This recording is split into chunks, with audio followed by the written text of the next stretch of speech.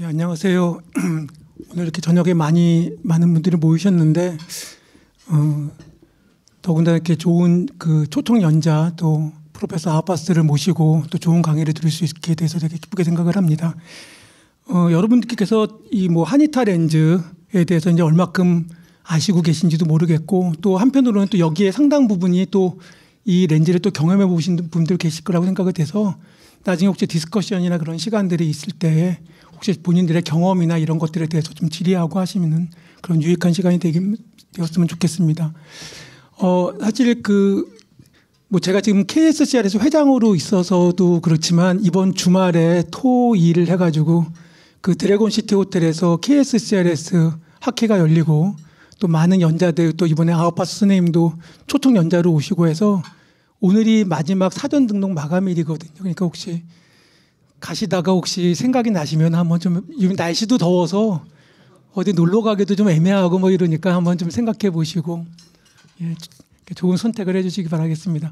그러면 첫 번째 프로페서 아우파스 선생님을 뜨거운 박수로 좀 모시고 강의를 듣도록 하겠습니다.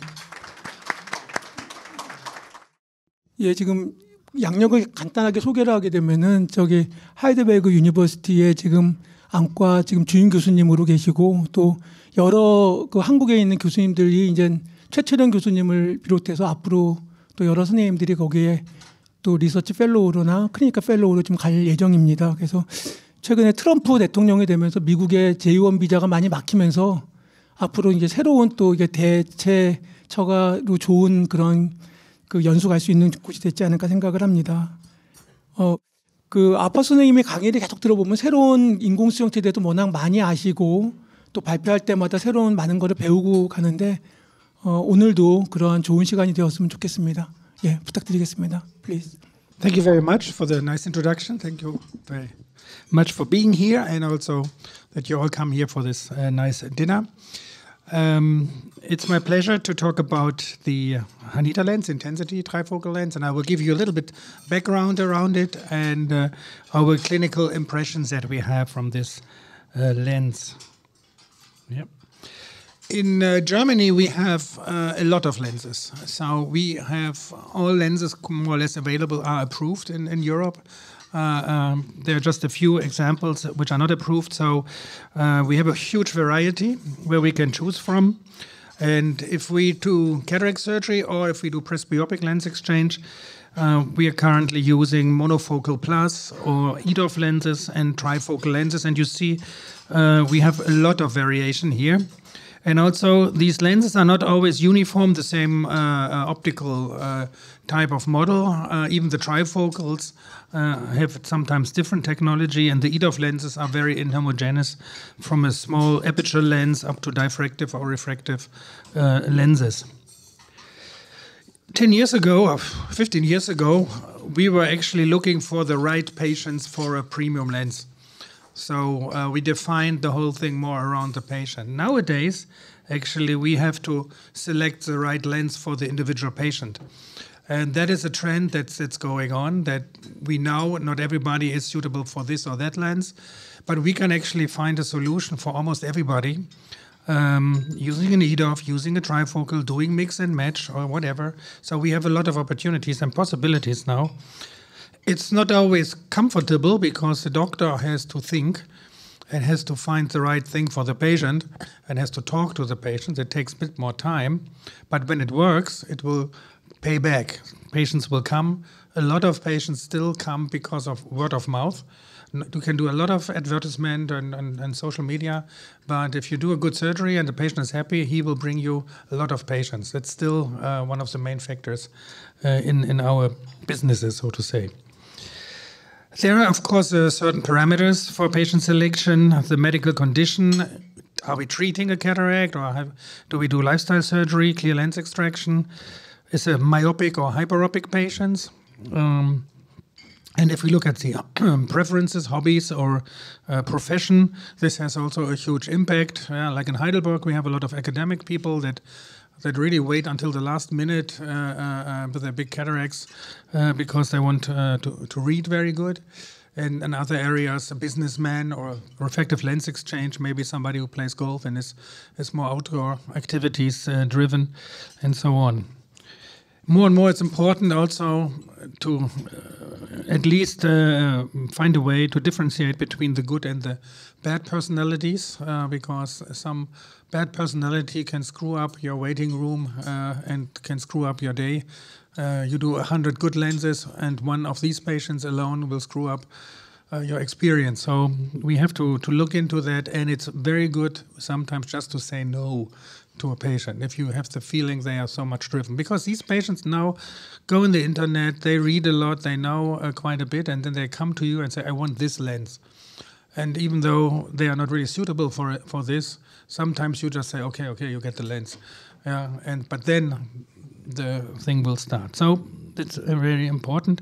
The problem is that we are so successful and we have so good products that people are really thinking we can do everything. So happiness is not enough. We have to make them really ecstatic to make them satisfied. And when you look in the history, I'm very long in that business. You see, of course, the different type of lenses that have been developed, and lenses that are now gold standard, like PanOptix or in Germany Atelisa 3. These kind of lenses, they have been developed 15, 20 years ago. It takes usually 5 to 6 years to get to a normal approval process, doing all the studies. And then you're in one country or in one area, like USA or Europe, you're on the market. Then you want to apply for Korea, you want to apply for China, and so on. So some of the lenses are very old and are more or less 2 or 3 years just in certain countries. And the good thing from small companies like Hanita, for example, is that they have much shorter development cycles than the big companies. And they learn from the big companies. So they realized PanOptix is good, or whatever, Atelisa is good, but they have a certain loss of light. When you look at diffractive lenses, bifocal lenses usually lost 22% of light. Really a big amount of the percentage.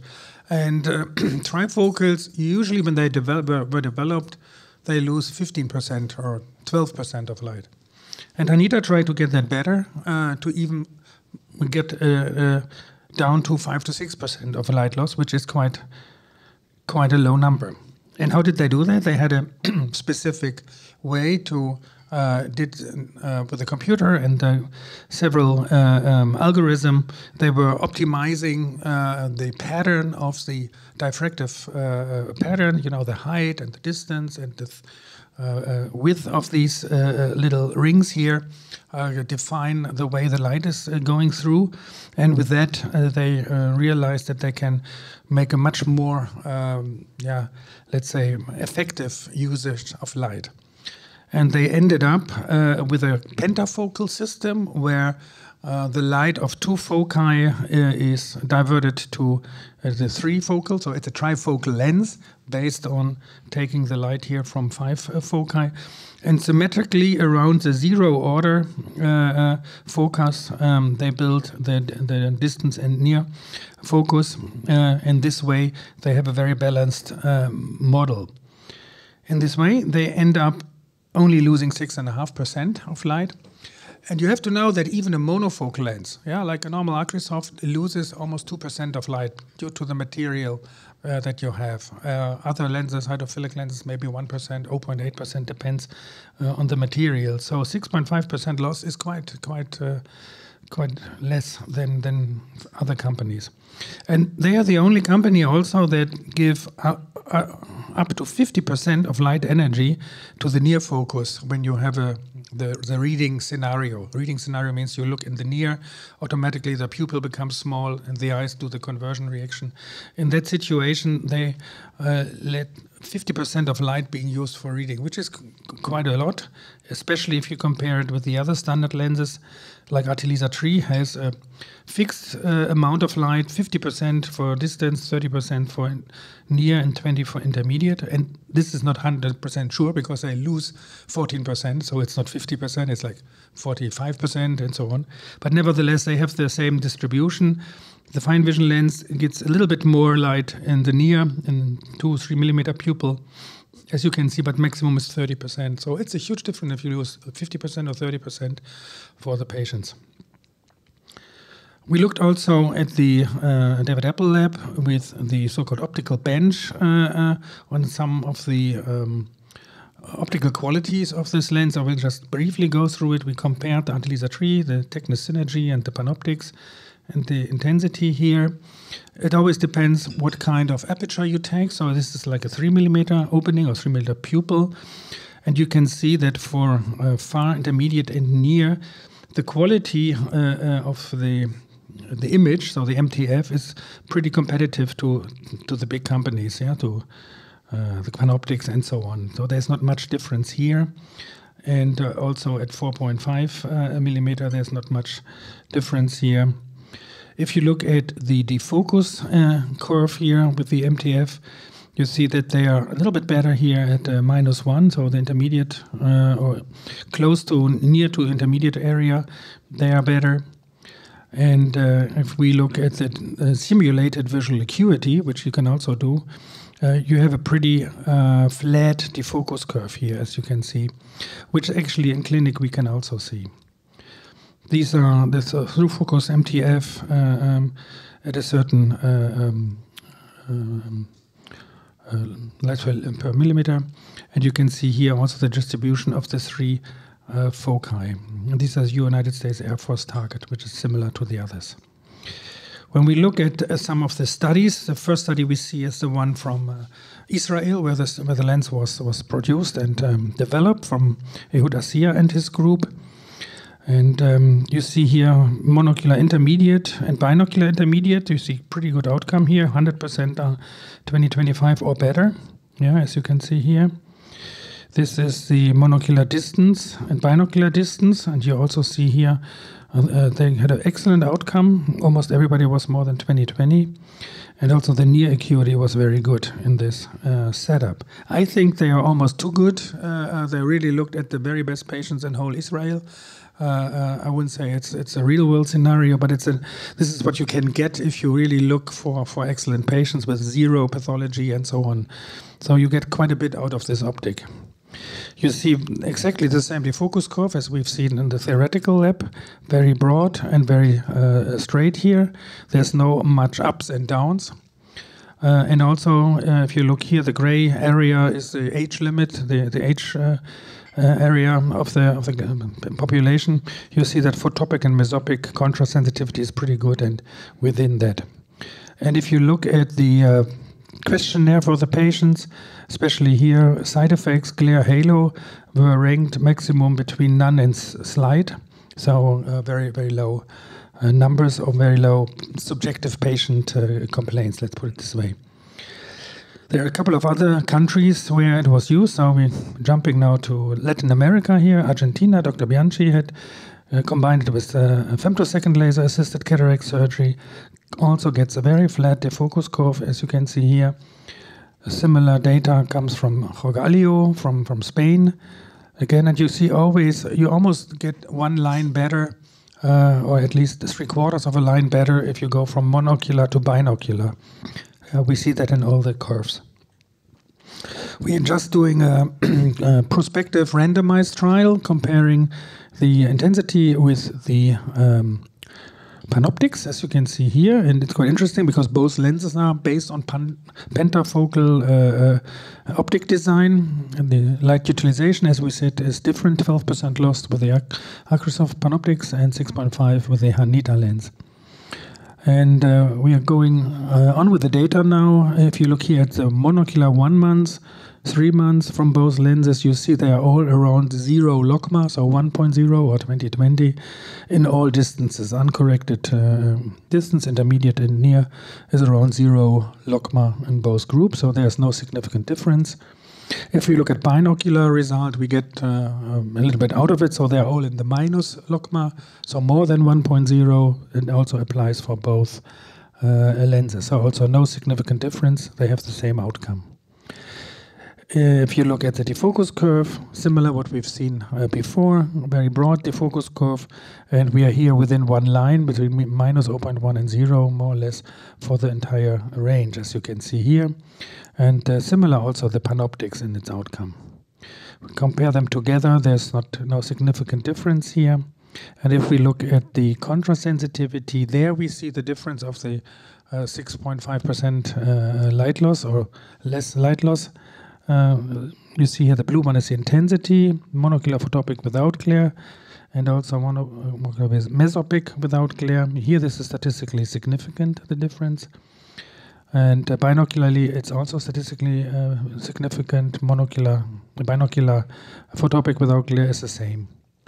And this translates into another thing. When we look at the halo glare, we can say that almost 70% of the intensity patients say they have no to slight halos, and 0 have severe halos. And the panoptics group is only 47% no to slight halos, and 7% have severe halos. And that actually is the only difference you can see if you enlarge the light. You won't see 2010 or 2.0 if you have a little bit more light like this. Yeah? But you can see these kind of impact on vision quality here, I would say, not quantity. We look at some clinical cases here, 55-year-old, kind of pre-cataract, semi-cataract, and presbyopic lens exchange type of female patients, hyperopic to emmetropic, so to say. You see here the calculation. We usually take the Barrett formula for this. And after 3 months, you see excellent outcome, minus 0.2 logma, so 1.6 visual acuity, uncorrected binocular, and also intermediate and near is excellent here, minus 0.1 logma is very good, and she has only mild symptoms, is not complaining at all. She feels much, much better with that. And you see here similar defocus curves as we have seen before, very broad and straight defocus, never actually going below 0 here, as you can see. This is a little bit older patient, so it's a little bit more cataract here. Actually, she had some more, let's say, cortical cataract and a little bit light problems with glare and photic phenomenon. But visual acuity was still quite good, actually. And she got the cataract surgery. And also the outcome, as you can see here, binocular, everything is much higher than 0 logma. She had some halo glare, but compared to what she had before, she said it was much, much less. And you see here similar defocus curves, and you always see a little bit improvement after 3 months, so there's still a little bit neuroadaptation going on, but not much anymore. Then the classical cataract patient here, 84-year-old, similar calculation. Here we do incision on the steep axis because we have slight amount of astigmatism. So, and he ended up also minus 0.1 logma in all distances. So also quite good outcome. Even in the old cataract population, you can have excellent outcome here. And the defocus curve are no much different from the 55-year-old patients. So in conclusion, we really see quite good outcome, uncorrected and distance correct, of course, for far intermediate and near. If you look at the defocus curve, there's more or less seamless vision for all distances, and usually are way above 0.1 logma over several diopters. Minimal loss of light, we have seen that is translating into a better quality of vision, meaning less side effects, less photic phenomenon, and this also translates usually in a faster neuroadaptation. And we have very high level of patient satisfaction, actually no complaint or anything in this group. And we've done, apart from the study, of course, also other implantations, and they are all pretty happy with that. So this is my experience with the Hanita lens. Thank you very much.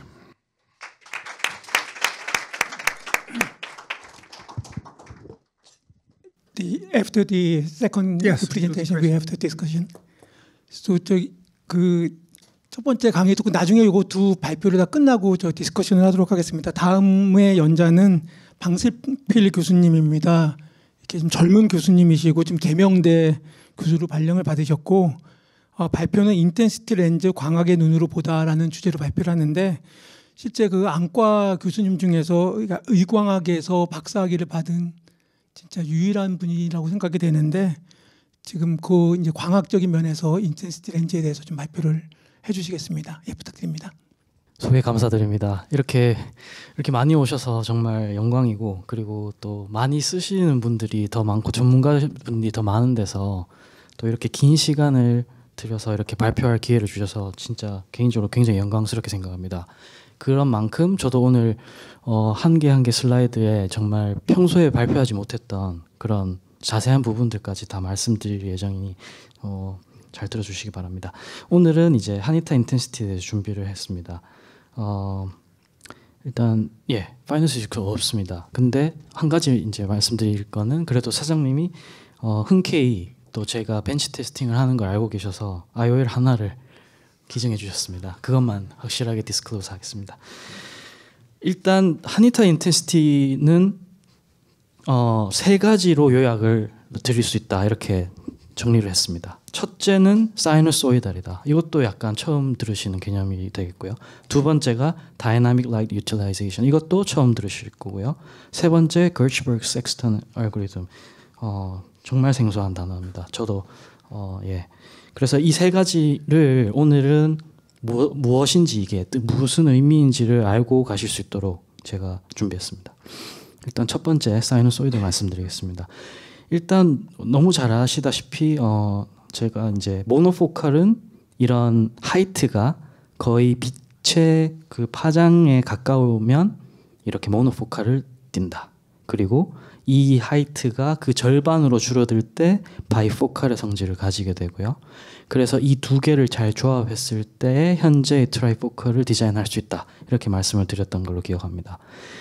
근데 이제 이렇게 보시면 대부분의 이게 사우스투스라는 용어를 쓰지 않습니까? 이렇게 뾰족뾰족한 모양으로 되어 있습니다. 굉장히 웨이비하게 보이는데요. 그래서 이거를 키노폼이라는 이름을 붙였습니다. 키노라는 게 결국 무브먼트의 카이네틱이라는 그런 데서 유래한 키노와 폼의 합성어인데, 결국은 이게 디프렉티브 디자인 중에서도 굉장히 좀 뭔가 웨이비하면서 조금 더 카이네틱한 그런 느낌적인 느낌을 이렇게 명명을 한 것 같습니다. 어쨌든 이게 키노폼이라는 디자인이라면 실제로는 그래서 이제 여기 두 가지는 회사에서 준 그림입니다. 그래서 팬옵틱스는 이렇게 뾰족뾰족한 모양으로 되어 있고요. 인텐시티는 보시다시피 굉장히 부드럽게 되어 있지 않습니까? 그래서 현재 지금 사용하시는 거의 대부분의 디프렉티브는 다 키노폼의 패밀리 안에 들어갑니다. 정말 인텐시티와 아주 또 한 가지 더 뭐 작게나 아크리바트 이노바라는 이런 IOL들만이 이제 사이누소이달이라는 패밀리 안에 들어갈 수 있는데, 사실 이 생각해 보시면 쉽습니다. 그냥 사인 커브를 닮으면 사이누소이달입니다. 그만큼 부드럽다. 이게 뾰족뾰족하지 않고 부드러울 때 사이누소이달이다, 이렇게 이해하시면 되겠고요. 그래서 이제 잘 아시다시피 요 왼쪽이 키노폼이 되시고요. 오른쪽은 제가 일부러 요 그림을 가져왔는데요. 요렇게 톱니바퀴 모양으로 요렇게 돼 있는 것을 여기 끝부분에 있는 엣지 부분에 이제 스캐터링이 자꾸 일어나다 보니까 사람들이, 물리학자들이 이걸 부드럽게 만들자 해서 나온 게 사이누소이달이 되겠습니다. 어쨌든 두 개의 펑션 거의 비슷합니다. 사실은 디프렉션은 거의 비슷하지만 이런 그런 특징을 갖고 있습니다. 그래서 키노폼은 사실 여기 엣지가 아직도 많이 샤프하기 때문에 여기서도 스캐터링이 일어나고요. 대부분 잘 아시는 것처럼 디프렉션 에피션시가 거의 90%를 넘지를 못합니다. 그리고 당연히 뾰족한 부분이 있으니 만들기가 어렵죠. 그런 반면에 사이소이들은 스캐터링도 적고, 그 다음에 이제 곧 말씀드리겠지만 디프렉션 에피션시는 90% 넘길 수 있으면서 또 만들기도 쉽다, 이런 여러 가지 장점이 있겠습니다. 제가 요 페이퍼는 이제 완전 물리학 페이퍼이기 때문에 깊게 다루진 않겠습니다. 왜 이걸 가져왔느냐? 그만큼 이 사람이 제 친구이기도 하지만 로체스터에 있을 때 뭐 같이 연구도 하고 했던 친구가 이렇게 좋은 연구를 발표를 해서 신뢰가 갔습니다. 그래서 들고 왔습니다. 일단 이 친구는 정말 많은 디프렉티브 키노폼을 연구를 했고요. 그래서 결국 티어리컬하게는 트라이포컬은 거의 한 84 내지는 쿼드리포컬 거의 88%까지는 디프렉션 에피션시 올릴 수 있더라. 왠지 익숙하지 않습니까? 이 88%가 팬옵틱스에 해당하거든요. 그래서 팬옵틱스가 이 쿼드리포컬 디자인을 채용을 했고, 거기서 마케팅 전략이 시작된 것 같습니다. 그렇다면 우리가 이제 알고 있는 이 하니타 인텐시티는 얼마일까요? 실제로는 예전에 발표된 이런 물리학 논문에서는 92.556%지만 이걸 뛰어넘었습니다. 이 물리학적 한계를 극복하고 만든 디자인이 되겠습니다. 93.5% 무려. 그래서 라이트 로스가 6.5%다. 사실 숫자로만 들으면 별로 와닿지 않습니다. 그렇지만 오히려 그걸 100에서 빼보시면 훨씬 라이트 로스가 적다는 걸 체감하실 수 있겠고요. 그럼 과연 이걸 어떻게 했을까라는 건데, 일단 그걸 말씀드리기 전에 또 한 가지 이제 아까 manufacturability 말씀드렸는데요. 공정 과정을 그냥 한번 생각해 보시면 원래는 부드럽게 만들었던 그 원래 IOL에서 결국엔 무언가를 깎아야만 이런 굉장히 파인 디테일한 뭐 키노폼이든 뭐든 만들 수 있겠는데요. 그래서 이제 이런 사이노소이드의 장점은 결국 다이아몬드 컷을 깎을 때 스무스하게 깎으면 에러율이 떨어질 테니 당연히 만들기도 쉬울 겁니다. 그래서 이런 장점이 있습니다. 두 번째, 다이나믹 라이트 유틸라이제이션. 이거는 사실 회사가 쓴 용어이기 때문에 그대로 가져오긴 했는데 이게 뜻하는 의미가 뭔지를 자세하게 말씀드리겠습니다. 일단 이 그림은 회사의 그림을 가져왔습니다. 일단 X축은 radial distance입니다. 그래서 여기 보시면 pupil radius고요. 원래 발표했던 슬라이드를 조금 제가 모디파이 했습니다. 왜냐하면 이게 radius이기 때문에 우리가 옵틱을 6mm를 가정했을 때 센터를 기준으로 3mm 안에 어떻게 디자인됐는지를 지금 보여주는 그래프가 되겠습니다. 그래서 일단은 존을 1, 2, 3로 나눴고요. 존 1이 중심으로부터 1.25mm, 그리고 존 2는 2, 그리고 존 3는 2.9, 그러니까 5.8mm의 다이아미터에 해당하는 거 되겠습니다. 2배를 하시면 되겠죠.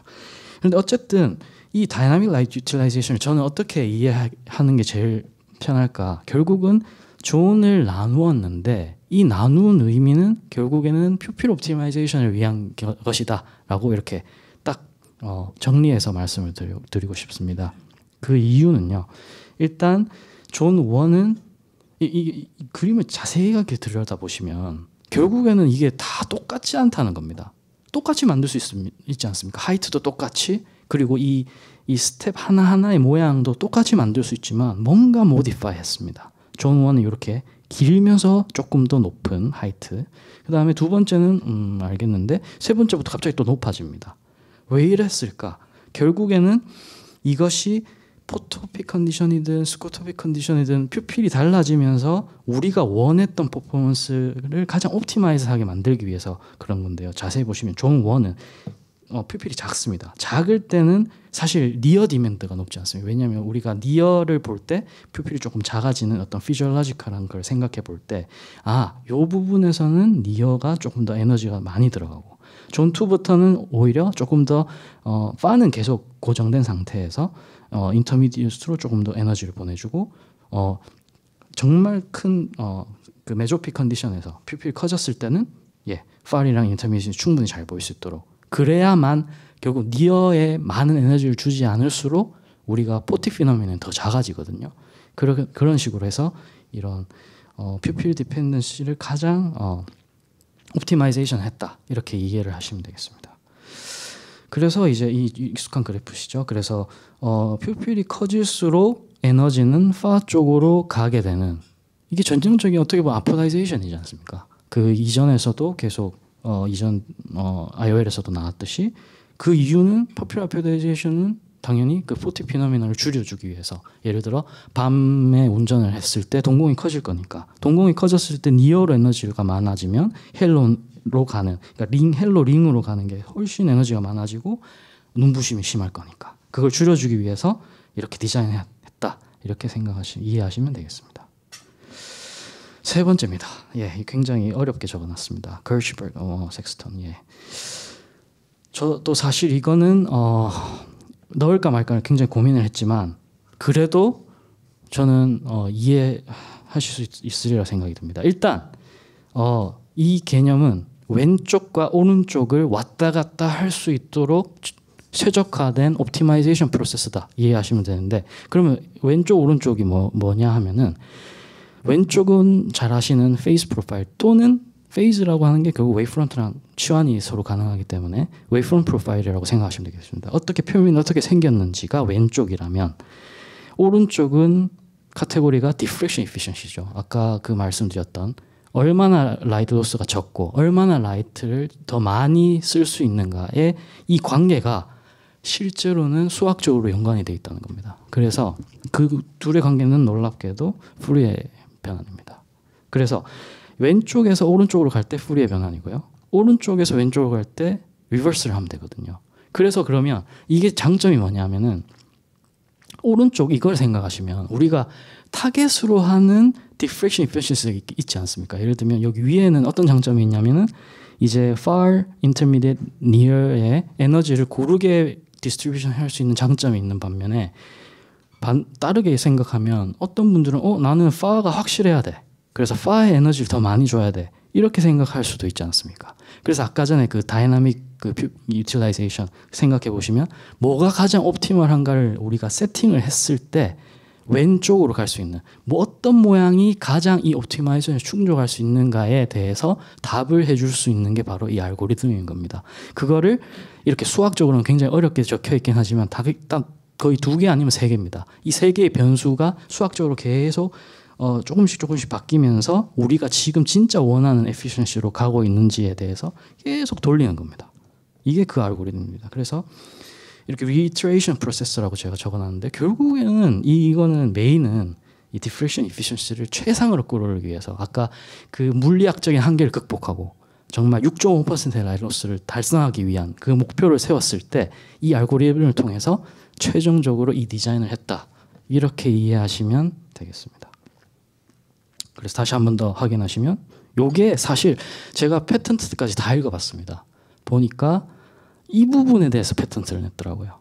굉장히 재밌게도. 그리고 하이트가 약간 어저스트먼트를 해서 여기 부분이 올라가고 여기도 조금 높고 여기를 브로드하게 만든 이 사소한 디테일이 특화가 됩니다. 그래서 이 2가지를 이용해서 diffraction efficiency를 물리학적 한계를 극복했다. 이렇게 이해하시면 되겠습니다. 제가 이 언급을 이건 이제 또 수학이라 조금 피곤하실 수 있겠지만 그냥 이제 위쪽과 아래쪽의 차이는 위에가 훨씬 디프렉션 스텝이 많지 않습니까? 그러니까 이 간격이 좁습니다. 이 간격을 제가 T라고 했을 때 이 T는 결국에는 파워의 반비례합니다. 그 말은 이 P는 add 파워거든요. 그러면 위에 게 파워가 더 강하고 add 파워가 강하고 아래쪽에 add 파워가 작습니다. 그래서 오른쪽을 보시면 요 디자인이 이제 diffractive trifocal이 되겠습니다. 왜냐하면 그 간격이 1.75m니까요. 1.75 다이옵터니까 여기가 1.75, 여기가 3.5가 되겠죠. 그 다음에 요 밑에 있는 거는 0.87로 다니니까 여기가 1.75가 되겠습니다. 그러면 이걸 그래프를 이렇게 그려보면 밑에 거는 diffractive EDF 되겠죠. 이거 한번 생각해 보시면 심포니랑 굉장히 유사하지 않습니까? 원래 우리가 알고 있던 diffractive bifocal에서 이 간격을 그냥 1.5디옵터로 줄여서 만든 게 심포니니까요. 그래서 제가 말씀드리고 싶은 거는 이 사이누소이달 디프렉티브도 역시 이렇게 디자인을 여러 가지로 조금만 모디파이하면 멀티포컬이든 이도프든 심지어 커스텀까지도 가능하지 않을까 하는 게 제 생각입니다. 그래서 이 간격을 잘 조절하면 IOL에 우리가 원하는 퍼포먼스까지 갈 수 있는 응용력이 있는 그런 디자인이 되겠습니다. 그래서 저는 이제 IOL 벤치를 렌즈를 주셔서 영광스럽게도 이걸 할 수 있었고요. 그래서 일단 많은 다른 회사들과 함께 다 돌려봤습니다. 그래서 일단 조금 그냥 거시적으로 보시면 여기서 가장 스텝이 좀 클리어하게 보이는 거는 이 2가지가 되겠죠. 오디세이와 시너지 공통점이죠. 같은 회사에서 나온 거. 그리고 인텐시티도 꽤 링이 잘 보이긴 하지만 페놉틱스가 조금 더 샤프하게 보이죠. 근데 실제로는 이런 디프렉티브 스텝 하이트를 분석해 보면 오디세이 시너지가 가장 크고요. 오히려 인텐시티는 페놉틱스보다는 더 높습니다. 높은데도 불구하고 이 스텝이 약간은 조금 덜 보인다. 이게 어떤 의미일까요? 이게 보인다는 건 결국에는 사진을 찍었을 때 빛이 다시 저희 눈으로 다시 들어온다는 얘기거든요. 수술실 필드에서도 만약에 그 링이 보인다는 건 거기서 스캐터돼서 백스캐터돼서 저희 눈에 다시 들어오는 겁니다. 그러면 결국에는 스캐터링이 결국 이 두 가지가 더 많이 일어나겠구나. 그 다음에 얘 순서대로 일어나겠다. 원래는 스텝 하이트가 높을수록 원래 스캐터링이 더 많이 일어나야 돼요. 근데 이거는 그 중간에 있죠. 그래서 사이누소이달이 약간 그런 스캐터링을 확실히 덜 발생하게 하는 효과가 있구나를 그냥 이 그림에서 유추할 수 있습니다. 예, 너무 길었고요. 일단 저는 니모템포라는 이런 마우잔더 인터페로미터라고 해서 좀 독특한 이걸 이용해서 이 IOL 테스팅했습니다. 패놉틱스 오디세이 시너지 그러니까 세 개를 비교했습니다. 웨이프런트를 보시면 일단 이거는 딴 데서 한번 언급을 드렸었는데 오디세이와 시너지는 확실히 프라이머리 스펙 엘리베이션이 훨씬 큽니다. 인텐시티에 비해서. 인텐시티는 정말 작습니다. 6mm 기준으로 0.13이라고 회사에서 발표했고요. 정확하게 이걸 4.5로 환산하면 0.07 정도 됩니다. 그래서 아주 일치하더라고요. 그래서 어쨌든 인텐시티는 정말 퓨어한 디프렉티브 멀티포컬이다. 이해하시면 되겠습니다. 하이브리드 디자인이 아니고요. 그 다음에 이것도 이제 디프렉티브 스텝을 진짜 직접 제가 이렇게 얻어서 그린 겁니다. 회사가 제공하는 거랑 일치합니다. 나머지는 전부 키노폼이 되겠습니다. 그리고 한 가지 더 유의할 것은 오디세이 시너지는 확실히 하이트가 이 둘에 비해서 높다는 것도 확인할 수 있습니다. 그 다음에 이제 MTF 커브도 굉장히 놀랍습니다. 일단 인텐시티 보시면 인터미디엇과 이 빨간색이 3mm 기준인데요. 인터미디엇과 니어에서 확실히 클리어한 픽을 보이고 있고요. 니어로 가면은 확실히 더 니어 쪽으로 2mm로 갈수록 훨씬 2mm 쪽으로 에너지를 많이 보내주고 4.5mm로 커져도 여전히 이런 트라이포컬 경향을 계속 유지할 수 있는 좋은 디자인이 되겠습니다. 그리고 회사에서 준 그래프와 아주 일치하더라고요. 그래서 이게 일치한다는 게 굉장히 놀라운 사실인 거는 왜냐하면 아까 전에도 말씀드렸지만 그 공정 과정에서 조금 에러가 생기면 이게 커브가 시프트 됩니다. 근데 정말 에러율이 작기 때문에 이렇게 일치하는 결과를 보이고 있습니다. 그래서 한 번 더 말씀을 드리면 2mm는 존 1에 해당하겠죠. 여전히 니어 에드가 거의 플러스 3 원래 우리가 디자인한 대로 플러스 3이 잘 나오고 있고요. MTF 커브에서 역시나 회사에서 제공한 그래프 그대로 3mm가 퍼포먼스가 잘 나오고 있고 니어 에드 파워 3 계속 유지되고 있습니다.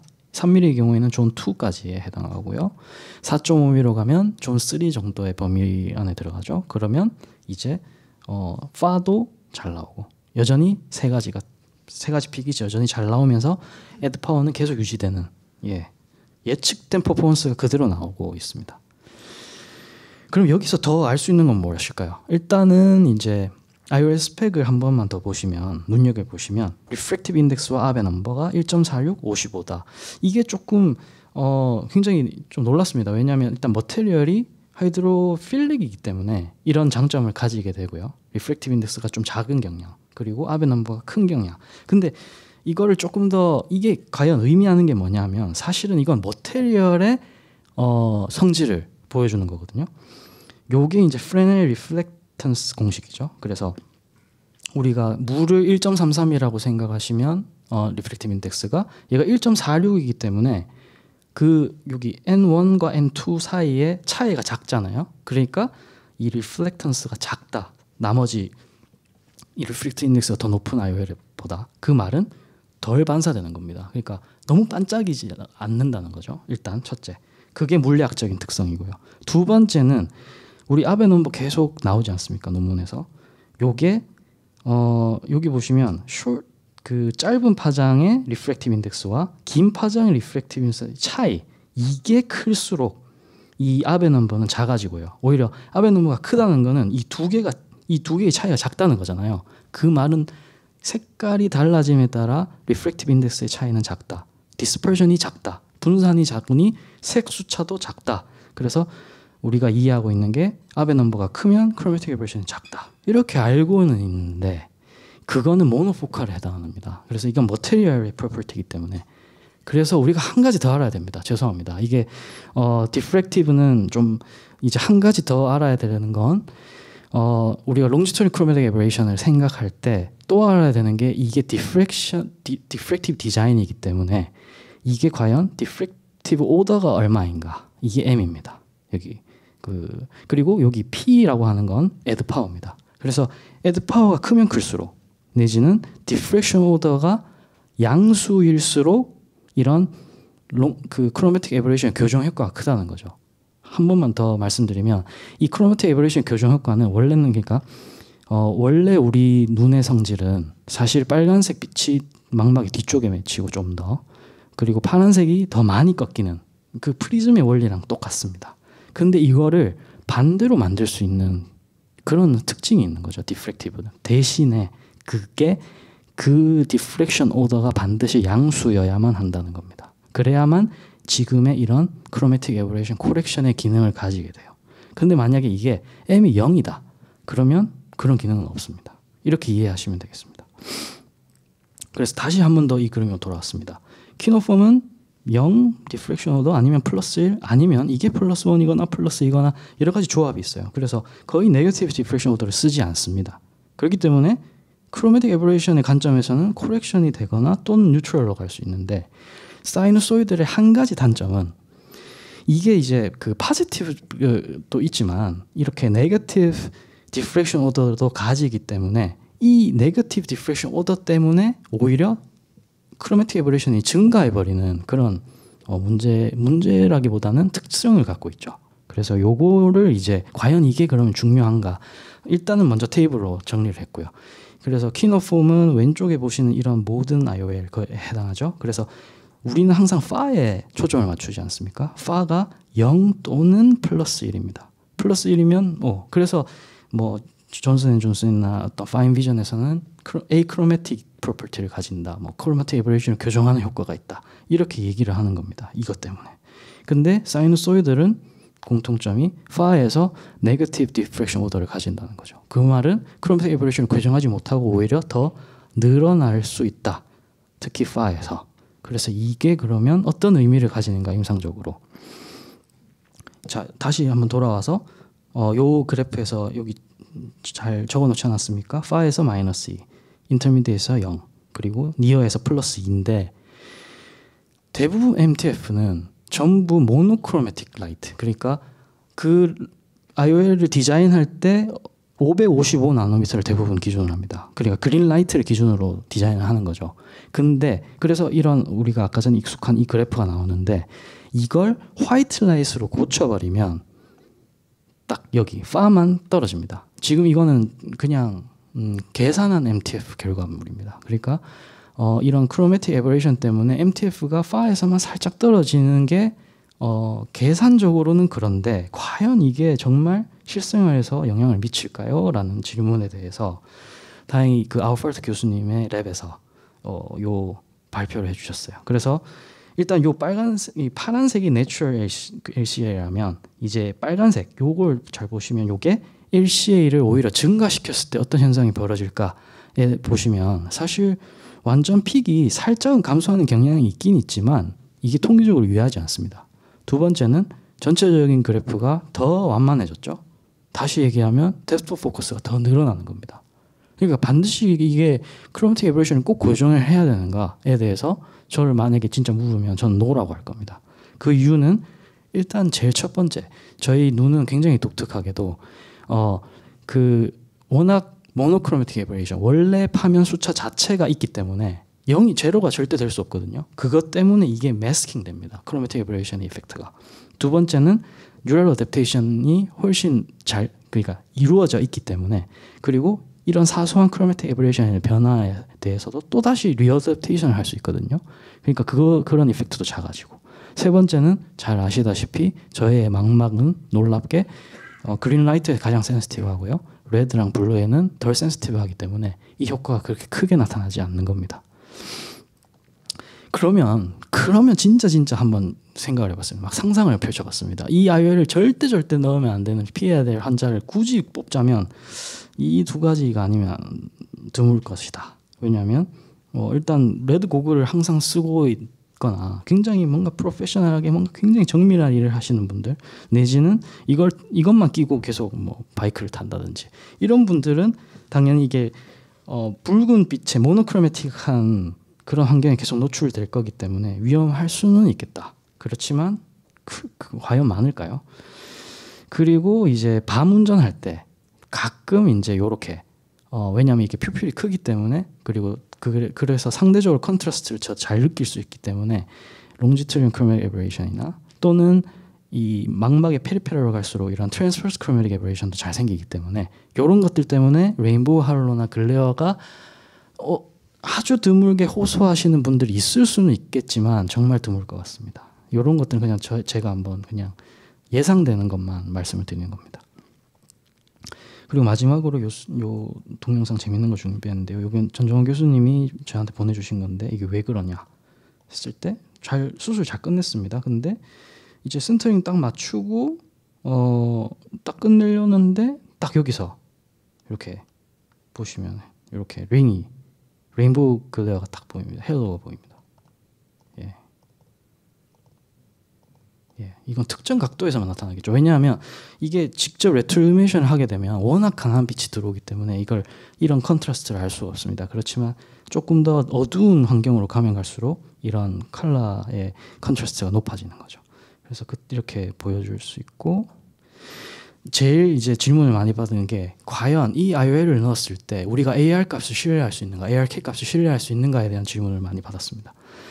그래서 사실 논문은 잘 나와 있습니다. 이거 벨루치라는 교수님 잘 아시지 않습니까? 그래서 이분이 가이드라인을 친절하게 해주셨죠. 마이너스 1.33 정도로 나오더라. 우리 병원에서는. 그래서 한 이 정도로 시그니피컨트하게 마이오픽하게 나올 수 있으니 괜찮다. 이렇게 나와도. 이렇게 말씀해 주셨는데 그래서 저도 계산을 해봤습니다. 일단은 보통 보편적으로 사용하는 그 AR의 라이트 소스는 780 나노미터더라고요. 그래서 일단 780 나노미터 그리고 그린을 530이라고 가정을 하고 녹색은 우리가 잘 알고 있는 어떤 그래프라고 치면 3mm에서 그 빨간색을 이 모노크로매틱 환경을 딱 계산을 넣어보면 실제 픽이 파의 픽이 인터미디엇으로 확 옮겨갑니다. 이게 바로 신기한 현상이거든요. 그래서 이제 가장 픽을 얼마나 시프트 일어나는지를 계산해 보니까 1.2 정도 되더라고요. 그래서 거의 1.2에서 대부분 가깝더라라고 말씀하시는 분들은 그게 맞는 것 같습니다. 그렇지만 한 가지 또 조심해야 될 것은 아까 전에 가정이 몇 가지 있었죠. 이 AR을 쓴 그 라이트 소스가 한 780 정도가 돼야 되는 거죠.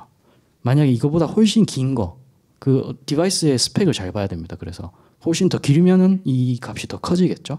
그거랑 두 번째는 이 퍼포먼스도 결국은 퓨필 사이즈가 달라지면서 조금씩 오차가 일어날 수 있기 때문에 항상 신뢰할 수는 없지만 무조건 트렌드는 있을 거다. 만약에 퓨필이 거의 비슷하면은 거의 유사하게끔 계속 일정하게 나올 것이고요.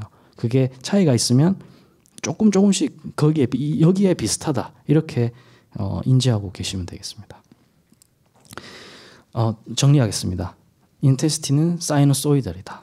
그래서 이런 것 때문에 라이트 스캐터링이 적고 디프렉션 이피션시는 우수하고 만들기는 조금 더 쉽다. 그리고 LCA 이펙트에 대해서 언급하실 수 있다 앞으로 사람들이. 그렇지만 그거는 미니멀할 거다. 그리고 레인보우 할로는 있을 수 있다. 모노크로매틱 시츄에이션은 피하는 게 좋겠다. 그리고 AR을 항상 믿을 수 없지만 AR 값도 특정 트렌드는 보일 것이다. 이렇게 정리를 하겠습니다. 감사합니다. 예, 감사합니다. 정말 무슨 공학 교수님이 오셔서 발표하는 것 같은 느낌이 좀 받았는데 우리 두 발표자분 앞으로 좀 나와서 의자 좀 준비해 주시고 질문을 좀 받도록 하겠습니다. 이 발표가 영어로 했으면 저희가 거의 못 알아들었을 것 같은데 그래도 좀 다행히 한국말로 잘해서 혹시 그 두 발표 연자님들한테 질문이 있으시면은 뭐 영어로든 한국말이든 해가지고 좀 질문을 해주시면은 감사하겠습니다. 근데 아까 방승필 선생님 그 아이웰이 그게 인텐시티인가요? 그 아까 수술하는 동영상에서 보여주는 레인보우 저게? 아, 네네 맞습니다. 예, 질문이 없으면 제가 일단은 먼저 한번 좀 질문드리겠습니다. 프로페서 아파스. Yeah, I have a question to you that in the near future you have cataract surgery, and then at the time, what do you consider to select the eyewear for your eyes, and then what do you select what types of strategy to manage the presbyopia at the time? When I have cataract surgery, I worry not about the lens, I worry about the surgeon. So first thing is my strategy to look for a good surgeon. Oh yeah, yeah, important. And everything else doesn't matter for me at that second. Yeah, and well, the thing is, I'm easy to please. I'm hyperopic and have astigmatism, so I need a toric version, and even a monofocal plus or an EDOF lens is okay for me. Trifocal lens is also very good for me. It's no problem. So I'm easy to please because I'm happy with anything I get, coming from hyperopia and having, especially for the near. Yeah, if I need a 27 diopter lens or something like this, even with the monofocal plus, I can see quite well in the near. Then, if I would get that. So important is contrast and vision quality for me. Yeah, this is very important. So when I do surgery and stuff like this, I need that. And most efficient light utilization, like we see here with Hanita, would be one factor. Low profile of photic phenomenon would be an important thing. So in that direction, I would. Yeah, so that you mean that the contrast sensitivity of the intensity eyewear is good? Yeah, so that would be fine for me. I think that the whole developments that we see in the development of diffractive technology or of we call it now full range of vision lenses are getting much better than years ago, and light efficiency is much better, and a lot of other factors like light scattering and other things are going down. So these lenses are an option for yeah, so you are hyperopic, so you are good candidate for many types of eyewear. Yeah. Okay. 혹시 다른 질문이나 혹시 뭐 또 예. 두 분 강의 너무 잘 들었습니다.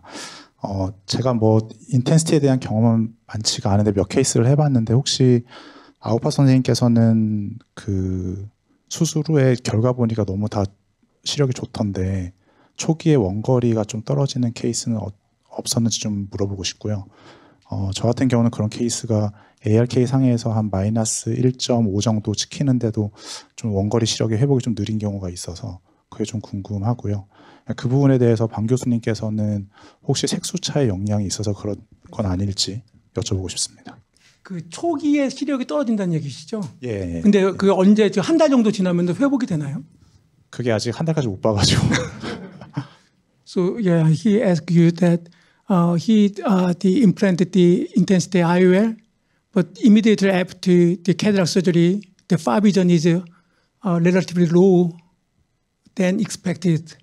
So yeah, the vision is not that good for far at the immediate after cataract surgery. So that So do you have any experience of the 10 minutes later or next day or Yeah. But within 2 weeks or 2주 정도. Yeah. Within 2 weeks, the far vision is not good. yeah, and near vision was good. Yeah. Near vision is good. 예, 니어는 괜찮습니다. Yeah, that auto refractor is minus 1.5. 예, 네. Minus. Yeah, I mean the thing is the first 2 weeks is always a little bit different. The refraction can fluctuate. He says autorefractor can easily be mistaken, measuring the wrong values. It can also be that pupil is, because of the inflammation, very small, or maybe also very wide. It depends. So the question is, if there is no other pathology and IOL calculation is 100% correct, where it comes from. Otherwise, there are a lot of things that can explain that in the first 2 weeks, vision is not good for distance. So it's difficult. So after the 2 weeks, is it getting better or is it still bad? He's still waiting for. Yeah. I would wait a while. This is not so unusual that you have patients that are late performers. Let's put it this way.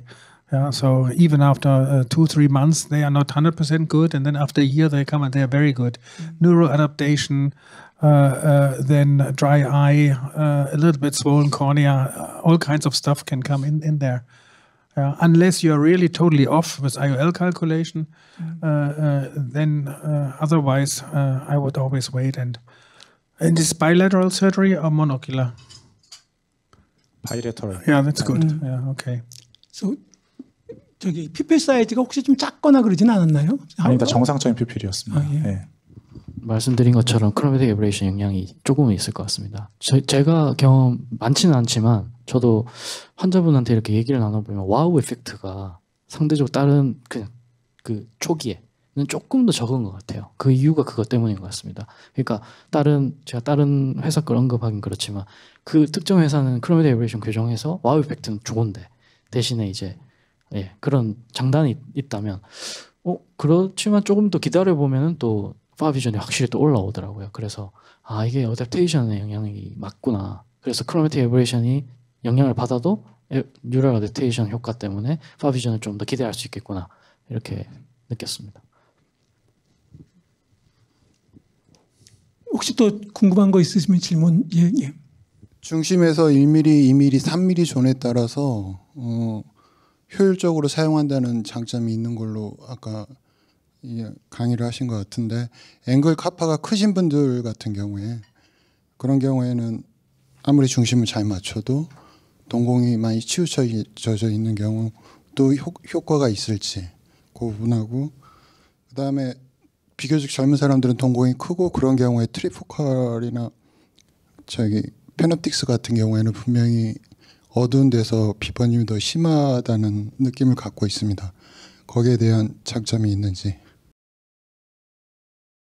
네, 좋은 질문 감사드립니다. 일단 사실 저희 이제 잘 아시다시피 이런 불스 아이 존이라고 하지 않습니까? 이 중심부, 리프렉티브, 완전 디프렉티브 아닌 리프렉티브 존이 중심부가 되게 큰 편이기 때문에 사실은 앵글 카파가 정말 큰 분이 아니고서는 웬만하면 기대하는 퍼포먼스가 잘 나올 거라고 예상이 됩니다.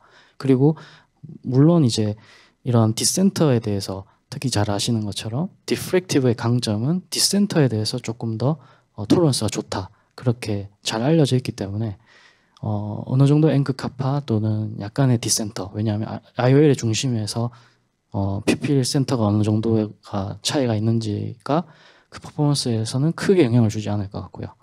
두 번째는 이제 포틱 피노메논에 대해서는 사실 조금 아까 제가 라이트 디프렉션 이피션시 때문에 조금 헷갈리실 수는 있지만 저 라이트 로스는 결국 스캐터링 되는 빛을 얘기하는 거고요. 그 헤일로나 이런 포토픽 피노메논은 결국 니어로 가는, 왜냐하면 대부분은 어두운 것에서 어두운 환경에서 멀리 볼 때에 얼마나 헤일로가 심한지를 경험하는 거기 때문에 그때 당시 그 퓨필 사이즈에서 니어로 가는 에너지가 얼마나 많으냐에 따라 헤일로나 이런 여러 가지 포틱 피노메논이 결정됩니다. 그래서 그런 점에서는 사실은 계속 니어가 좋거든요. 그 말은 니어가 좋은 건 장점이지만 반대로 포틱 피노메논은 어느 정도 있을 거라고 예상이 되는 디자인입니다.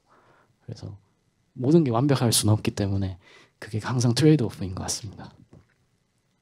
예전에 김명준 교수님이 한번 그 APS-CRS에서 이 앵글 카파 뭐 이런 거에 대해서 우리 하는 거에 대해서 한번 기고를 하신 적이 있었는데 그때요. 한번 좀 코멘트를 한번 해보실 수 있나요? 앵글 카파. 그리고 본인은 어떻게 그거를 고려를 하시는지. 실제로는요. 근데 그냥 앵글 카파를 보긴 하는데 저희 뭐 프리옵 검사할 때 보기는 하는데 크다 그래가지고 다 결과가 안 좋지는 않았거든요. 그러니까 이제 조금 처음에 수술할 때 미리 조금 예상을 하고 얘기를 하면 훨씬 더 이제 결과를 잘 받아들이기 때문에 그냥 워닝하는 정도로만 하지 그게 정말로 아주 큰 경우가 아닌 경우에서 이제 요즘 앵글보다는 이제 랭크로 계산을 하잖아요. 코드 랭스로 계산을 하는데 그게 아주 크지 않으면은 그냥 이제 조금 크다 싶으면은 미리 환자한테 얘기를 해주는 정도지 그게 그렇게 컨트라인디케이션까지 되는 정도는 아닌 걸로 그냥 그렇게 실제로는 프랙티스를 하고 있습니다. Yeah. We are talking about the angle kappa to select the patient. Yeah, but what's your opinion about the? Should we consider the angle kappa to? Yeah. Well, I think it's now evidence is shifting a little bit. The angle kappa, or in Pentacam it's called Cort-Mu. There are elderly studies where, in some extreme cases, we had high angle kappa and patients were unsatisfied. But there are now studies also showing that if you go through like 100 patients that have a high angle kappa, 95% are good. Yeah, and so the evidence is kind of going away. I would say that the combination of high angle kappa, high hyperopia, for example, and maybe high spherical aberration, so 2 or 3 factors coming together may lead to some problems. The value itself only in very extreme cases. This 0.5 value was just made up by somebody sometime, and there's no zero study really proving that. But this is always when we get new machinery and suddenly we can measure things that we didn't measure before. Yeah, spherical aberration and this high order, whatever. We come up with a lot of things. So I wouldn't, if it's otherwise completely healthy eye, if the IOL calculation is a rather normal average lens, I wouldn't be too critical with that. If this is a post-LASIK patient, maybe higher myopia before and stuff, and has some other parameters which are not good, then I would maybe also say we don't use diffractive technology, just an EDOF, whatever. Yeah. So I would be careful with it, but I would not exclude this anymore. Yeah. 어쩌면 아까 그 인센티 넣고 결과가 안 좋은 분 혹시 재봐서 이게 앵글 카파가 크면은 아 이것 때문이다 이렇게 생각할 수 있지만 꼭 그게 아닐 수 있다라는 그런 얘기도 될 것 같습니다. 혹시 더 질문 있으시면 예. 혹시 렌즈 센터링에 있어서 어떤 노하우가 있으신지 그 부분 좀 궁금합니다. Yeah, how to make the IOL centering in the end of the IOL? You cannot really make the IOL centering. It's a capsular bag, and it fits inside the capsular bag. And if there is, as I said, in extreme cases, if, for example, the pupil is not in the middle of the entire thing, then you can have an issue. Yes, that's completely true. But you cannot really do much. Maybe with a plate haptic lens, you can turn a little bit in the horizontal, or it's a different story. But with a normal C-loop type of lens, it centers on its own. You cannot really change too much unless you create a lens with longer haptic here and shorter here. Then you can put it in a certain axis. But we don't have that. So now you just put it in the capsular bag, and it centers on its own. The jewelry is intact. And everything is fine. Yeah. 예, 그러니까 좀 특별하게 그게 진짜 뭐 인더백에만 IOL을 넣으면은 센터링은 크게 이슈가 되지는 않는 거고 한편으로는 우리가 또 동공이 축동이 되면은 또 약간 레이저 시프트가 되잖아요. 그러니까 동공이라는 게 꼭 센터에 있지만 않기 때문에 아주 그렇게 그거가 중요한 포인트는 아니라고 하시는 것 같습니다. 예, 혹시 더 뭐 추가로 또 질문하실 거 있으면은 제가 잠깐 하면서 아까 방승 PC님한테 한번 좀 궁금한 게 제 환자들 중에서 수술하고 다 좋은데 다른 사람들이 안경이 노랗게 보인다라고 얘기하는 분들이 꽤 있거든요. 그러니까 안경만 보면은 저 사람에게 안경이 노랗게 보인다. 그래서 예전에는 말도 안 된다 그러다가 요즘에는 아 원래 그렇다고 이렇게 얘기를 요즘은 하는데 그런 분들이 좀 있는데 그게 약간 어떤 현상 때문에 다른 거는 사보는 괜찮은데 온리지 사람들 안경 낀 사람들의 안경이 좀 노랗게 보인다라고 얘기하는 게 어떻게 설명이 가능할까요?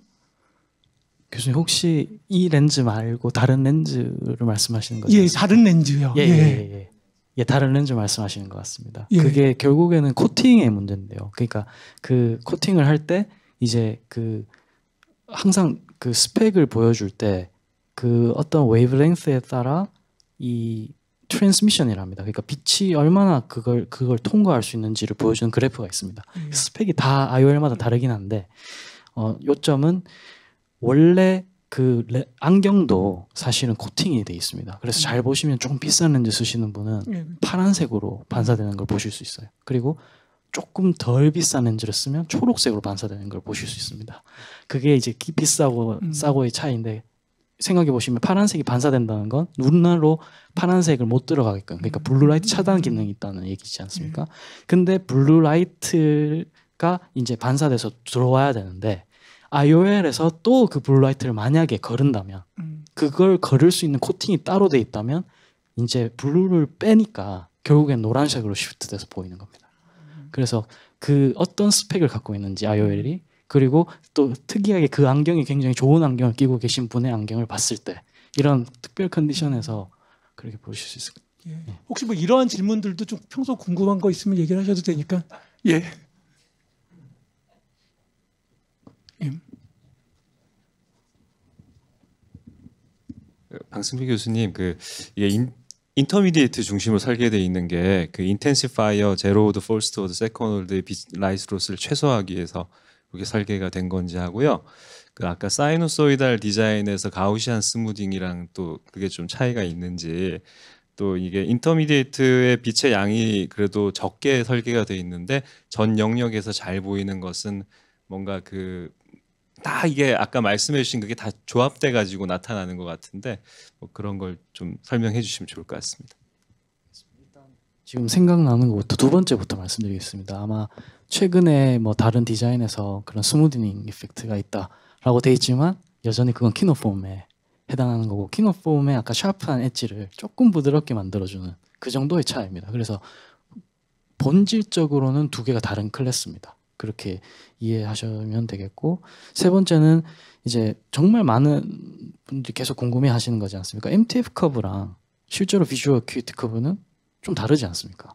이렇게 뾰족뾰족한 게 분명히 트라이포컬인데 실제로 비주얼 어큐이티는 트라이포컬 형태가 나타나지 않는데 그건 왜 그럴까? 그것도 역시 그 중간 부분에 있는 부분에서 저희가 생각보다 이런 MTF가 떨어지는 게 사실은 프리퀀시를 하나만 보여줘서 그렇습니다.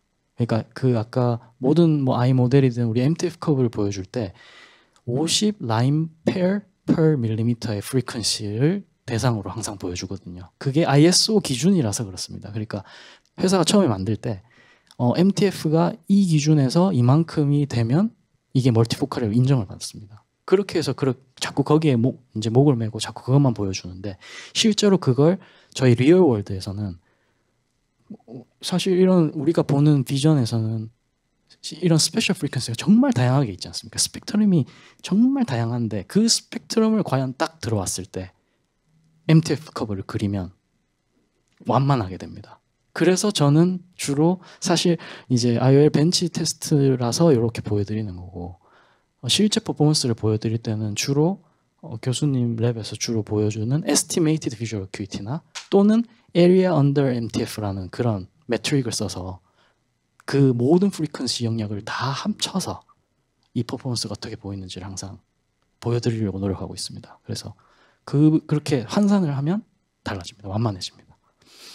첫 번째 질문 혹시 제가 깜빡했는데 인터미디에이트 빛의 양이 제일 적게 설계가 되어 있지만 그거는 이제 요건 좀 다르지만 디스턴트가 제일 중요하고 그다음에 니어 그다음에 인터미디에이트 순이기 때문에 배분은 이렇게 된 걸까요? 맞습니다. 그게 제가 생각할 때 아까 DLU라고 했던 그 다이나믹 라이트 유틸라이제이션 할 때 그 프로세스를 할 때 그 엔지니어가 우리는 파는 확실하게 잘 보여야 된다. 세팅을 한 상태에서 왼쪽으로 오는 그런 디자인으로 만들었기 때문에 그렇다고 생각합니다. 인터미디에이트로 인텐시파이어가 생기게 되는데 이것도 이제 상당히 유용한 그런 도움이 된다고 보시는지요? 사실은 그건 사이누소이달이기 때문에 그렇게 되게 돼 있습니다. 결국엔 모든 사이누소이달을 만약에 트라이포컬로 디자인한다면 당연히 중심부가 제로 오더가 인터미디로 갈 수밖에 없지 않습니까? 그래서 그거를 베이스 언더라인 그러니까 리프렉션을 조정해 주는 겁니다. 예를 들면 이런 겁니다. 그러니까 원래 제로 오더로 파를 설계를 했다면 우리가 20디옵터를 만들 때 20디옵터로 베이스 커브를 만들고요. 먼저 거기에 이런 디프렉션 그레이딩을 만들어서 뭐 애드 파워를 1.5, 3 이렇게 넣었다면 이제는 인터미디에이트 기준이 되니까 여기가 20디옵터로 만들려면 우리 아까 전에 1.5디옵터지 않습니까? 그러니까 베이스 커브 파워는 18.5가 되는 겁니다. 거기에서 이 사이너소이달 디자인을 딱 넣었을 때 18.5 그 20디옵터부터 시작해서 이렇게 딱 결정이 되도록 그러니까 제가 말 반대로 얘기했습니다. 21.5를 기준으로 해서 이제 네거티브니까 20디옵터부터 시작해서 21.5, 23 이렇게 설계되는 겁니다. 예. 그 아까 얘기가 나온 김에 그 옵티컬 벤치 테스트에서 IOL을 하나 받아서 해보셨다잖아요. 그 IOL의 파워가 20디옵터인가요? 어떻게 그게 네, 20디옵터로 다 20디옵터로 딱 픽스가 돼 있는 거죠. 네. 뭐 컨택트 렌즈는 마이너스 3디옵터처럼.